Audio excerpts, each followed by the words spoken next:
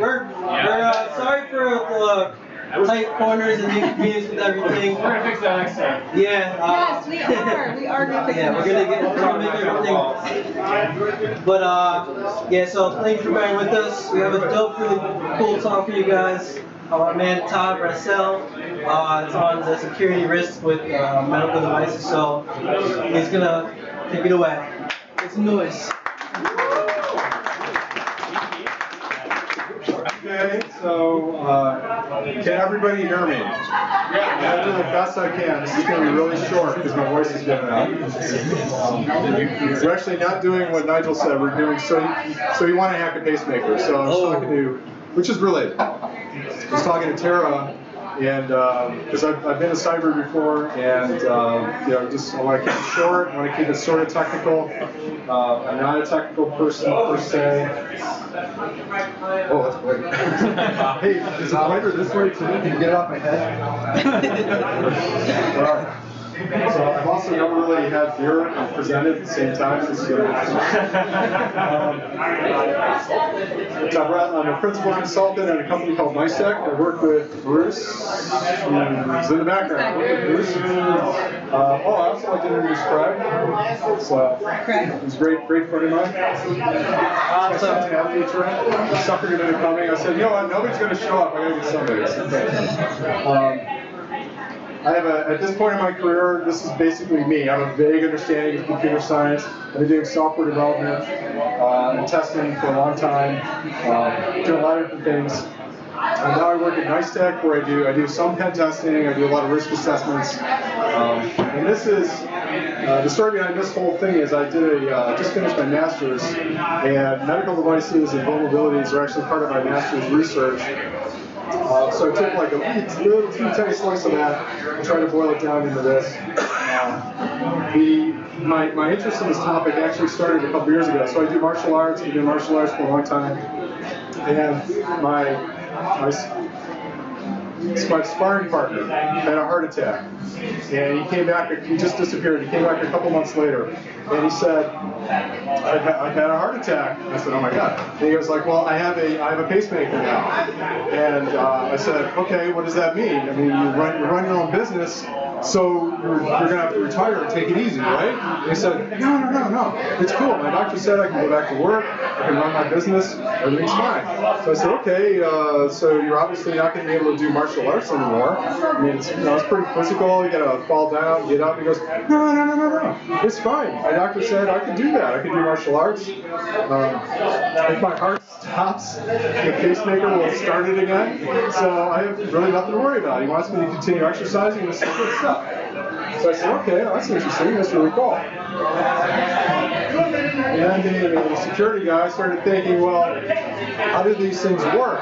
What do they do? And so my friend told me, like, well, there's this device that sits by my bedside. And at night, it gets data from my heart and it uploads it to my doctor somewhere. So I said, oh, that's interesting. Okay, now we're getting somewhere. So then I started this kind of journey to figuring out what the hell's going on with these things. That's good. All right, so just a level set. What I'm talking about here are just legal activities only. Is there anybody here with law enforcement or anything like that? Good.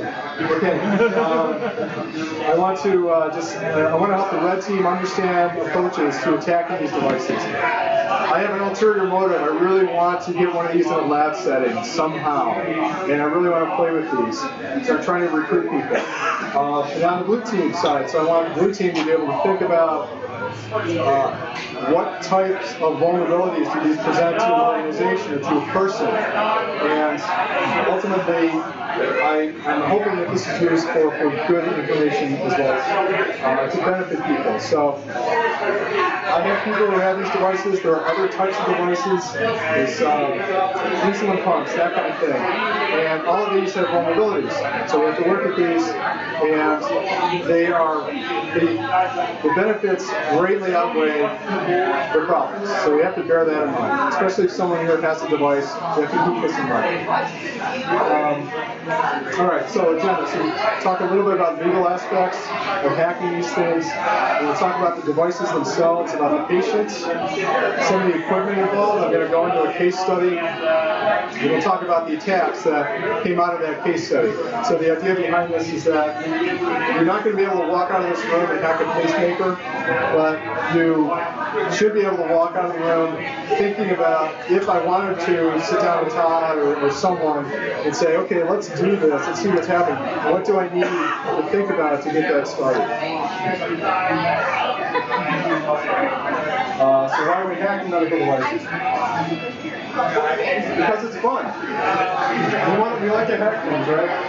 But seriously though, so a lot of people that I've spoken with doing research, you don't realize what really goes into these. What goes into these devices. So there's a lot of sensitive data. We'll talk a bit about that. They can be very vulnerable devices. We'll talk about that a bit too. But there's an increasing presence, and I think people aren't really aware of that. And they have a very stealthy presence. So you could be with someone, like my sparring partner. You could be running in a marathon, and the guy next to you might have a pacemaker, or you could be working with someone, they have an insulin pump. So we don't know about this, but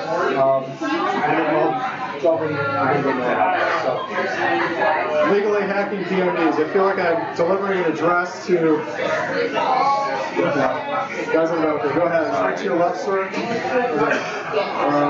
So just as a disclaimer, this does not constitute legal advice. I'm not a lawyer. I work with a lawyer, and she would tell you the same thing. In fact, she made me put this on there. Speak with legal counsel if you find they hack medical devices. Why, Todd? Why should I speak to medical devices? So, researchers have to follow very strict rules. You're dealing sometimes with human subjects. You're dealing with devices that touch human subjects. So there's a lot of regulation around that. How much regulation? I will tell you. So there are, at least, in the U.S., 2 agencies, 2 acts, a multitude of regulations. So, medical devices fall under the umbrella of the FDA, the Food and Drug Administration.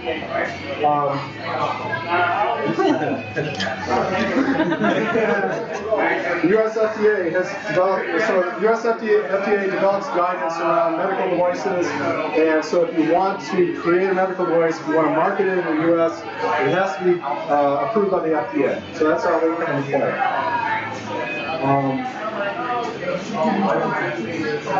So the thing on the right, the DMCA, I can't walk up this wire, I'm going to destroy something. I want to move it. Digital Millennium Copyright Act. What does that do, Todd? That protects medical devices. It makes it illegal, in most cases, to circumvent copyright protection. So the code that's on a medical device, the hardware, is copyrighted. If you try to tamper with that, you'll be breaking the law. Sorry. CFAA, Computer Fraud and Abuse Acts. They're kind of like generalizing these things. Prohibits accessing a computer without authorization. So if you try to break into a computer, we should all know this, you're breaking the law. Same thing with a medical device. If you don't have permission, you don't have authorization, you're breaking the law in some way. So, however, there is hope. There's hope for us. The Federal Trade Commission, the FTC, is the other regulatory agency involved. Reviewed and put into effect in 2015, so an exemption. So if you're doing this for legal purposes, if you follow certain rules, then you can legally investigate medical devices and their vulnerabilities. 21 CFR 803. That's the Medical Device Reporting Regulation, which basically says that manufacturers, importers, and device users have to report any kind of vulnerabilities that they have associated with their devices. So there is some information out there. There even are some CVEs, you can look them up, and you can kind of get a sense of what type of vulnerabilities have been found and reported in medical devices. Do you know if there's any, I know that there's like exemptions to DMCA, is there any with regards to pacemakers? Yeah, there's that general exemption if you're doing it under certain rules that you follow. Then basically you have to, just talk to an attorney. Get some legal counsel on that. Yeah. Okay. So what do we talk about when we talk about pacemakers? So I like to read a lot, so I apologize to Raymond Carver's estate for stealing the title of one of his short stories.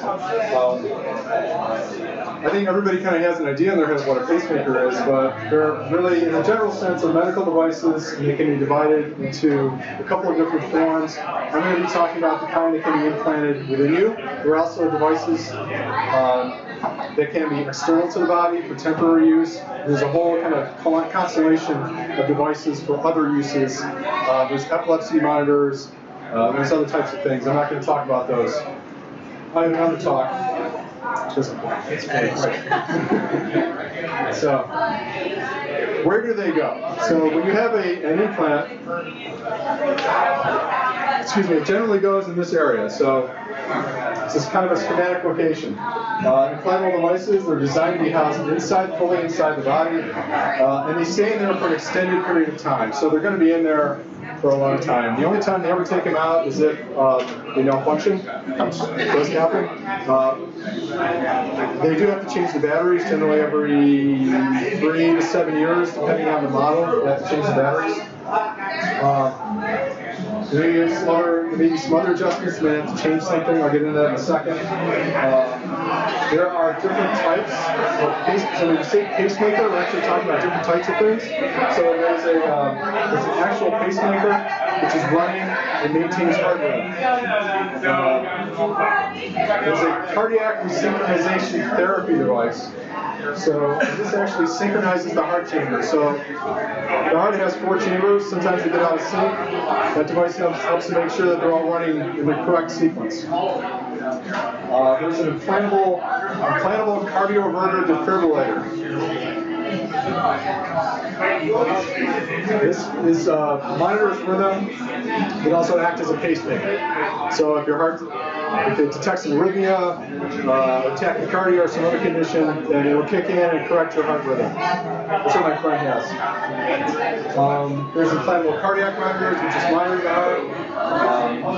There are more intrusive devices. There's something called a left ventricular assist device. So some people who have congestive heart failure, their heart actually cannot pump blood out to the body, so they have an assist device that's implanted in. It's a small pump, pumps blood out. Usually, we only see that kind of device on elderly patients. Most of these other devices, when you do encounter them in the general population, they'll be with younger folks. Okay, so this is a base unit, so every device, every cardiac device talks to something. So usually there's a home monitoring system. The person comes home, goes to bed, it downloads the data from their device, uploads it to the care provider to the cloud. The other way this can work is, especially in the past couple of years, you can have a phone. And there's a Bluetooth connection between the pacemaker and the phone, and the data transfer is done that way. Now we're getting into what the actual device looks like. How many people have actually seen one of these? Just out of curiosity. Yeah, so that's one. Okay, that's about right. Nobody's really seen these. I never saw one, so I started looking at this. So this is one type of unit. Okay, here we go. Right. So you can see these are centimeters. How big this is? If you took 3/4, 1, 2, 3. That's how big this is. And they have generally 3 segments. So you've got the main unit right here. This is the header. Connects to the leads. These are 3 different things. So you can have this, and you can have different leads to mix and match.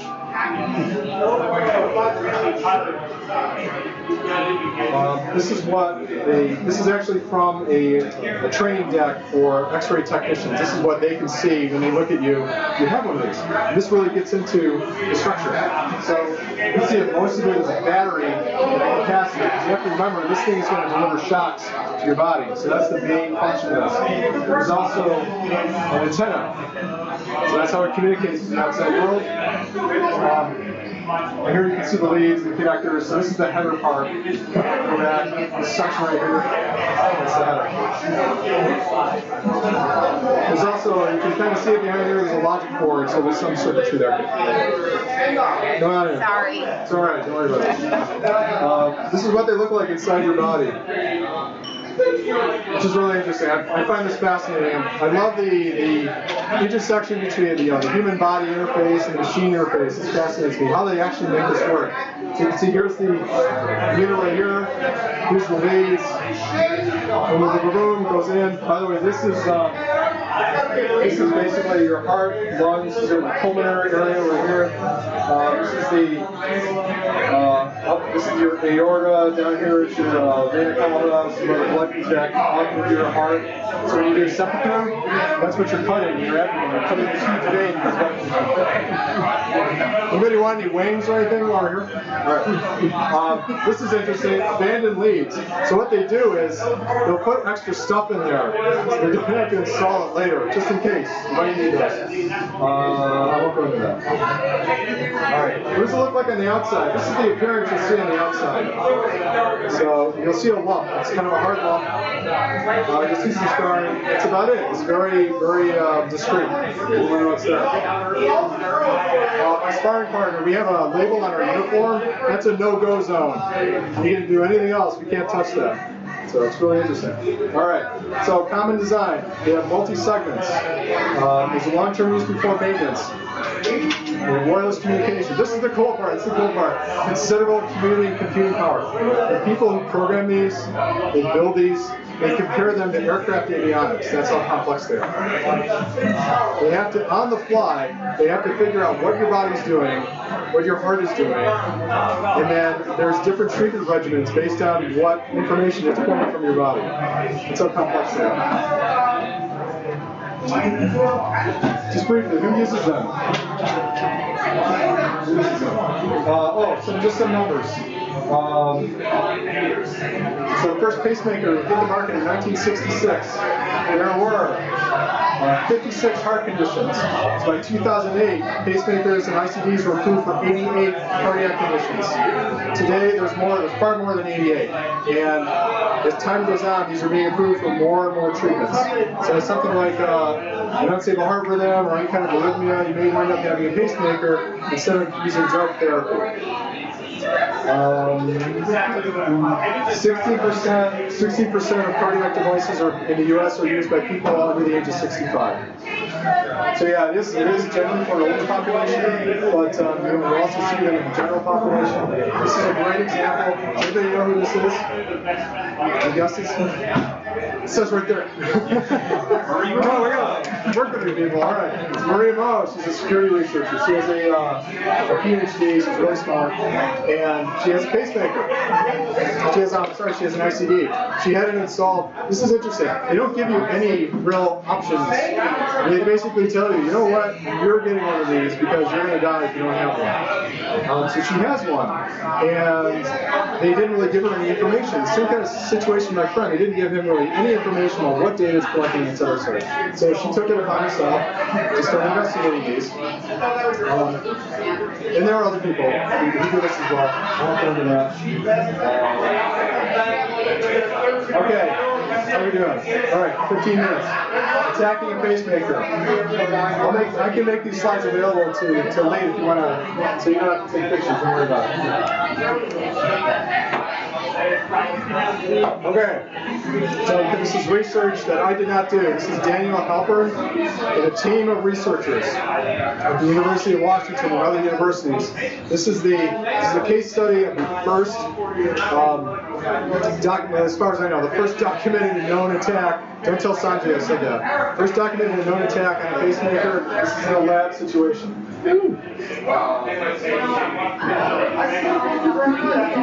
This is published in the Proceedings of the IEEE. And I have a title, I can give you all this information later. So what equipment do you need, Todd? Finally, all this crap, what equipment do you need? You need test equipment. You need the medical device. You also need a bag of meat. I mean, it's optional, but it'll come in handy later. I'll get into that. It's going to depend a lot on the communication capabilities of the device. I'll talk about that. It's going to, and also the purpose of the device. I'll talk about that. I'll cover that. Capabilities. So I talked to, it's going to connect to a phone. It's going to connect to a base station. Frequencies and protocols will vary.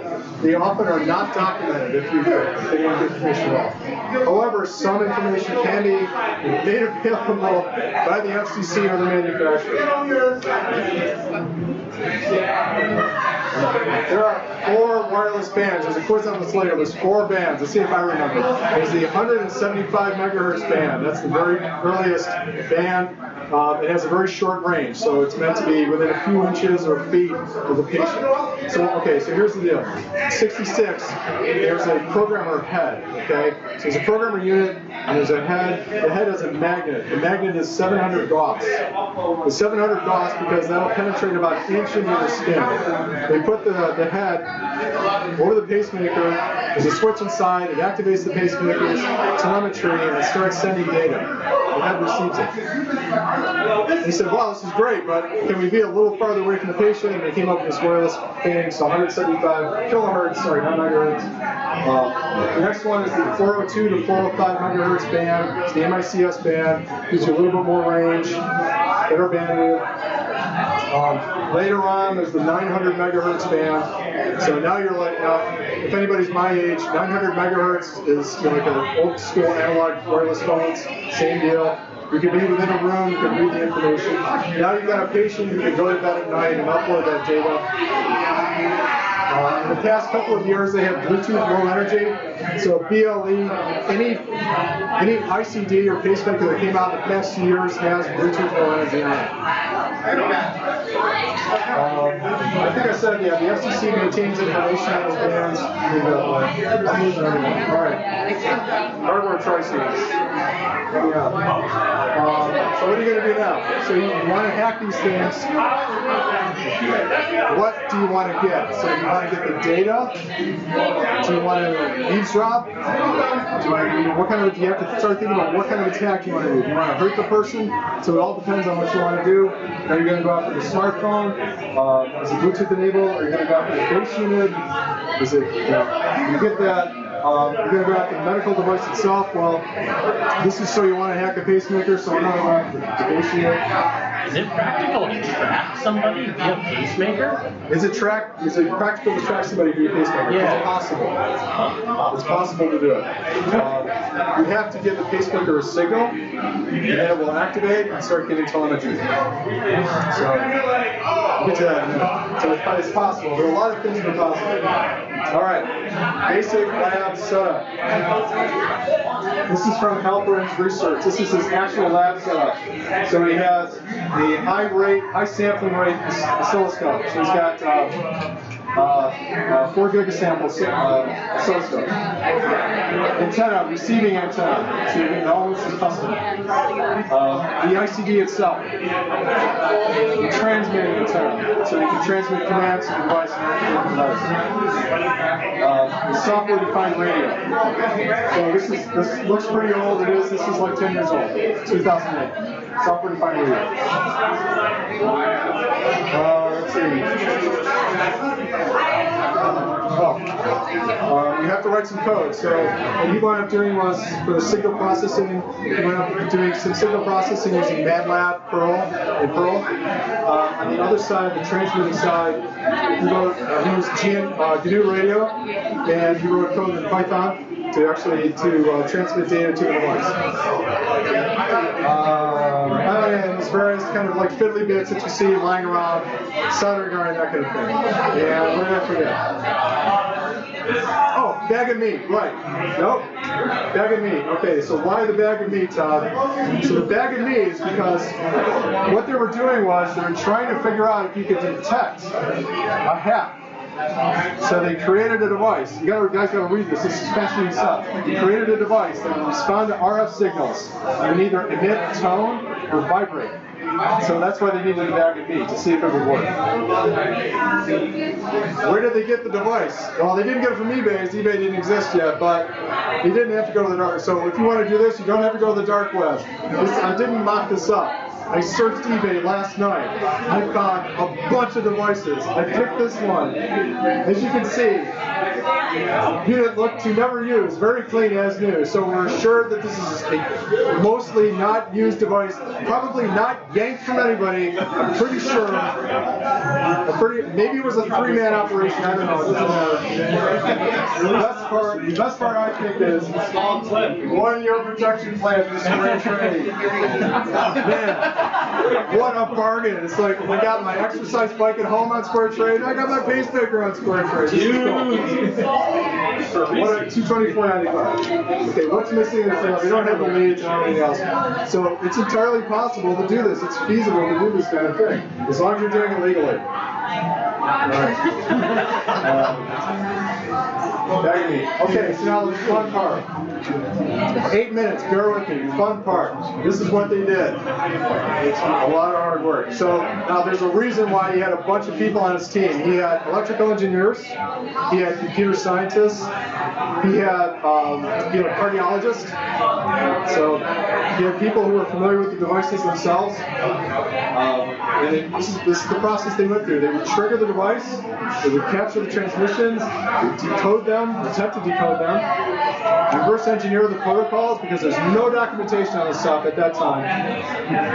Then they send some commands to the device, they would see what they got, and they repeat it all over again. So at the beginning, they knew a couple things. So they knew a few things. They knew that the connection between so remember I mentioned that there's a programmer that they use in the hospital. So the connection between the programmer and the head with the magnet in it transmits bits over a serial connection, and it's unencoded. So they could listen in on that. They also knew somehow, they don't say in the paper, I think it's the cardiologist, they knew that one of the things they could change on the device is the name of the patient. So they would keep trying to change the name of the patient and see what results they got back. This is where the electrical engineer came in. Because using the oscilloscope, they had to analyze the signal, look at things like the change in phase, and finally go through, demodulate, and decode the signal. I'm sorry, this is the ICD signal below. And then they would write the code, they would actually give the proper commands, the proper encoding and modulation up the other side. It's probably easier to, this is where Bluetooth I think would make a much easier kind of thing to have. But this is, back in the, the dinosaur days, this is what people had to do.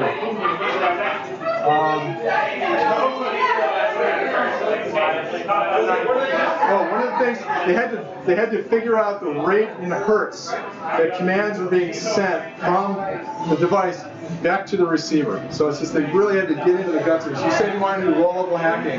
It's pretty low level. Yeah, I was just going to ask how they figure out the...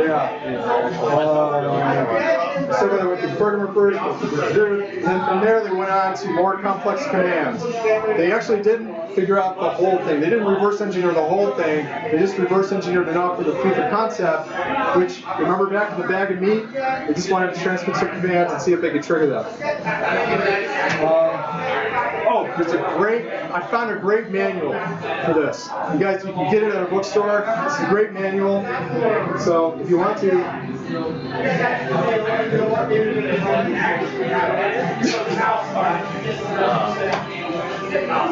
don't die on me.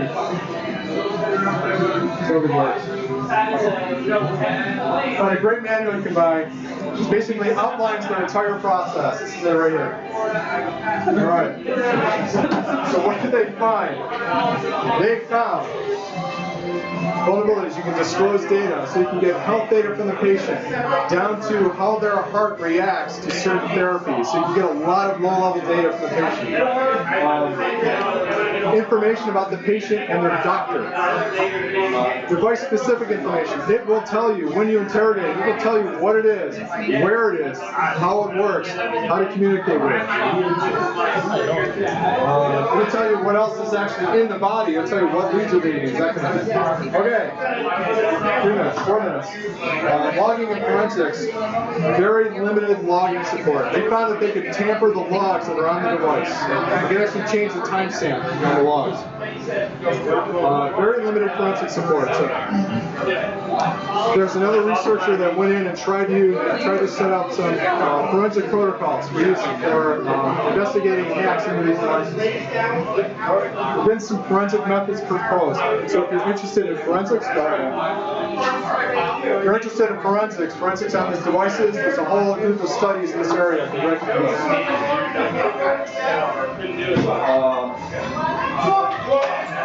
Access information. There's no authorization.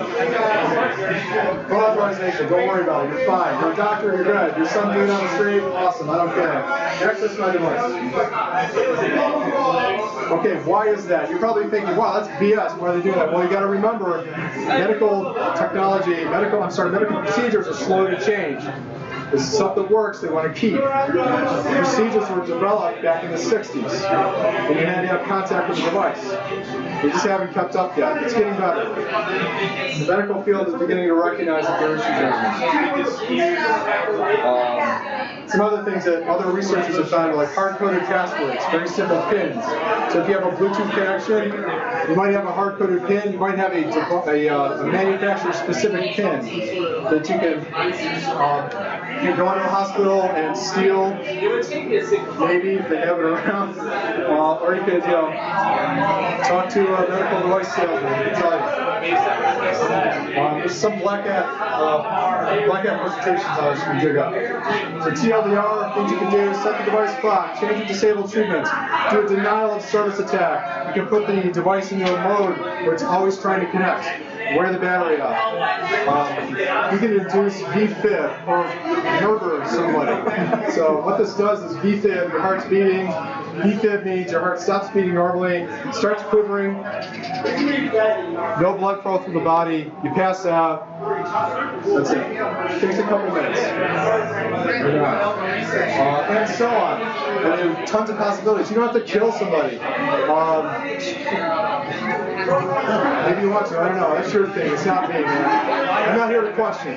But, it's the data you can get, surveillance possibilities, these are wireless devices. You can track somebody's movements through a building, there's all different kinds of things you can do with this. Okay, how are we doing? 1 minute. All right, after 2008, we start seeing attacks against other devices, other wireless devices. These are attacks in laboratory. So a lot of people are doing these kinds of things, fascinating stuff. Further research, methods for forensic investigation are being developed. Anybody know what this is? Barnaby Jack. Okay, Barnaby Jack, he replicated a lot of these findings from Halperin and later devices, presented a black hat, something that's worth checking out.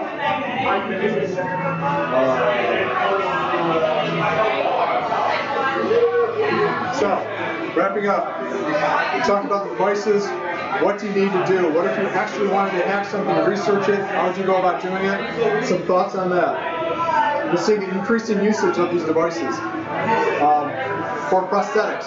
Prosthetics are having sensors, microcontrollers, things that allow the prosthetic devices like legs and hands, arms, be able to use more naturally by a patient. Those all collect data as well. That's a medical device. A lot of data collection going on, more research being done, encryption is slowly being adopted on these devices as well, but it's very weak. Things to consider. All right. Okay, 30 minutes. Any questions? I'll try to answer them. So what's the range like on these things? It's typical, like it's Bluetooth, it's going to be a Bluetooth. So what's the range? If it's transmission-wise, if it's Bluetooth, it's going to be a Bluetooth transmission range. So across the street, maybe. Potentially, yeah. But you have to. You can do that a mile away. Yeah. But you need a magnet to trigger the device. You don't. That's great, Bruce. Thank you. I don't know if I mentioned that, but Helper proved you don't need a magnet to trigger the device. You trigger it with radio frequency stimulation. Or for the medical devices, what they do is that for the pacemakers, when you go in to see a cardiologist, they actually have a a little ring that they come over with a machine and they touch you in the chest to activate it so that they can start programming. But the other half of it is the home device, Bluetooth, range of 100 feet. So yeah, 100-foot range. 100-foot range. Up to 100 feet. Anybody interested in trying to hack a medical device? Just let me know.